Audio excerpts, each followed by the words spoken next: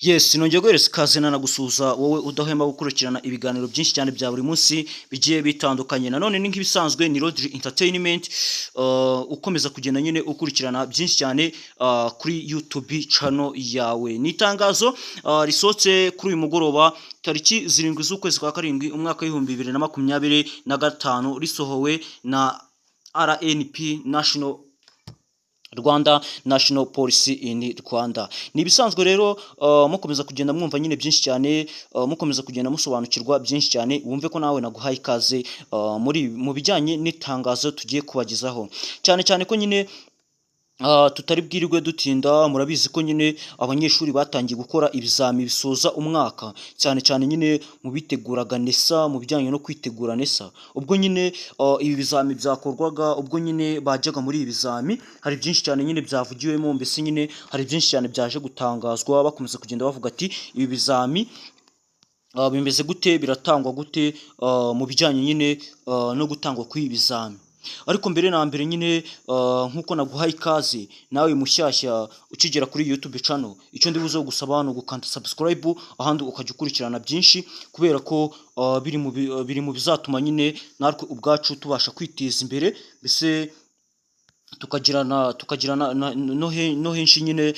tuza kubarizwa mu bijyanye no kuzamura ndetse no gukuza YouTube channel yacu, kubera ko nyine bikomeza kugenda bidufasha uko bwije n'uko bikeye, bikomeza kugenda nyine bidufasha muri byinshi mu bijyanye no gukora umuryango mugari, mbese no gukuza nyine imbuga nkoranyambaga zacu, mu bijyanye nyine no kuzamura ndetse no gushyiraho byinshi cyane mu kuzamura nyine ndetse no mu gushyiraho ibijyanye no kwiteza imbere. Mbere na mbere noneho reka tubanze tuganire ku bijyanye n'amasomo agiye gukorwa mu kizami cya leta, cyane cyane ko nyine ibibazo nk'uko byaje bivuka cyane cyane ku bijyanye n'ibizamini bya S3. Mu masomo agiye kuzakorwa rero muri S3 hakaba higanjemo imibare, ikinyarwanda, biology, chemistry, physique, icyongereza, entrepreneurship, amateka ndetse na geography bakunze kwita ubumenyi bw'isi. Ibyo byose rero bikaba ari muri bimwe nyine bigiye gukorwa nyine n'abanyeshuri muri rusange, ariko nawe ubwawe nyine ukaba ugomba kumenya ko uko buri munyeshuri agiye gukora ibi ngibi ndetse n'uko agiye kubyitabira, haba hari ikimugenza ari ugutsinda nyine akagira byinshi cyane mu byo yiyungura mu bijyanye n'ubumenyi, mu bijyanye no kubaho agomba kuba afite ubumenyi muri rusange, mbese no kubaho nyine agomba kuba ameze neza muri rusange. Ariko ibyo byose nyine bikaba bikomeza kugenda bitwibutsa, biduhereza amateka ari meza, atari meza n'ari meza nyine ku bijyanye no kwiga ndetse no gusoma, cyane cyane ko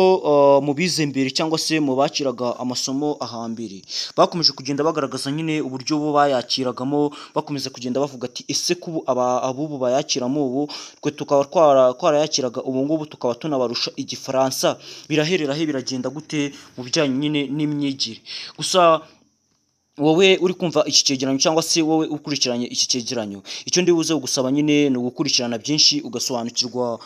byinshi mu bijyanye n'ibi ngibi, cyane cyane ko nyine twakomeje kugenda tubigerageza, dukomeza kugenda tuvuga ati ese ibi ngibi ko dukomeza kugenda tubikora tubibagizaho umwanya ku mwanya, ibintu bimeze gute, birimo biragenda gute? Nibwo rero nyine haje gufatwa umwanzuro ndetse n'ibyemezo mu bijyanye no gusohora iri tangazo, mu gucungira neza umutekano w'umuhanda ndetse no kubwiriza abagenda mu muhanda, yaba imodoka za leta yaba imodoka zisanzwe, mu kugendamo neza, cyane cyane ko mwagiye munumva impanuka yabereye Espagne ejo bundi, mu bijyanye n'impanuka nyine yabereye muri Espagne, ubwo Diego Jota ndetse na murumuna we bitabaga Imana nyine,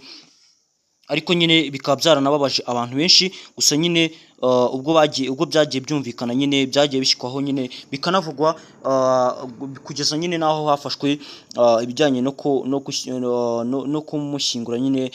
byose iyo mihango yose ikaba yarabaye, bikaba byarabaye nyine, bikaba byarabaye nk'aho nyine bitunganye, mbese bikaba byarabaye nk'aho bishize. byinshi cyane rero hari byinshi cyane byagiye bitangazwa cyane cyane no mu matangazo yagiye asohoka mu bijyanye n'amasomo yakuwemo n'ayongerewemo. Ibyo byose rero bikaba bigomba kugezwa ku banyarwanda kugira ngo babimenye mbese banabisobanukirwe. Muri aya masomo rero mu bijyanye n'amasomo yakuweho, mu bijyanye n'amasomo yongerewemo, harimo amasomo yakuwemo ajyanye n'amateka, ubwo ndavuga history ndetse na geography, ubwo n'ubumenyi bw'isi. Mu bijyanye no gukurwamo kw'aya masomo rero haje hafatwa nyine ingamba nshya, bavuga ati igihugu cy'u Rwanda nacyo kigomba kujya kiba kimwe mu bihugu birangije kwigisha abanyeshuri, bagahita boherezwa nyine bakaba bakoherezwa hanze, bakabyarira nyine bakagira akamaro nyine umumaro babyarira igihugu, cyane cyane ko nyine bizanadufasha mu iterambere ry'igihugu, bizadufasha mu bijyanye no kongera nyine imbaraga mu musaruro watangwaga hano mu gihugu cy'u Rwanda. Byinshi cyane rero twakomeje kugenda tubiganiraho, bakomeza kugenda bavuga ati ese biragenda ute, biraherera he? Byose nyine tugomba kubishyira hamwe tukareba ari ibihe, tukanasobanukirwa ari ibihe, cyane cyane ko bizanadufasha bigatuma nyine natwe ubwacu tugomba kumera neza, mbese tukanasobanukirwa byinshi cyane mu gushyiraho ndetse no mu kuzamura uburezi hano mu gihugu cy'u Rwanda, cyane cyane ko nyine bikomeza no kugenda bidufasha.